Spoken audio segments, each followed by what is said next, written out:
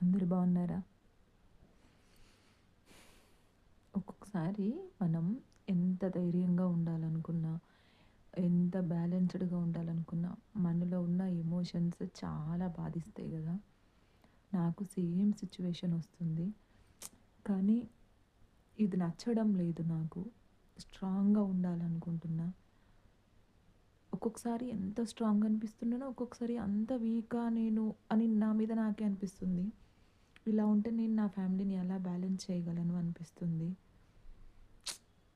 In నాకందుకేనండి ఈ మధ్య అస్సలు మనుషుల మీద, బంధాల మీద విరక్తొచ్చేసి, ఈ నలుగురు, నలుగురు పిల్లోళ్ళు, బంధుత్వాలు, బాంధవ్యాలు వేస్ట్.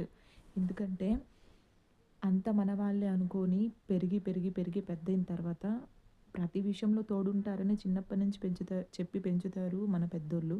కానీ ఏ ఒక్కరు గూడా మీ కష్టకాలంలో మీ దగ్గరికి రాదు. మీ కష్టానికంటే ఎక్కువ వాళ్ళు పట్టించుకోలేదన్నది ఇంకా బాధిస్తది. నాకైతే అదే బాధిస్తుంది. ఎవరికి చెప్పుకోవాలనో కూడా తెలియటం లేదు. చాలా చిన్నతనంగా అనిపిస్తుంది ఈ విధంగా వీడియోలో షేర్ చేసుకోవడం.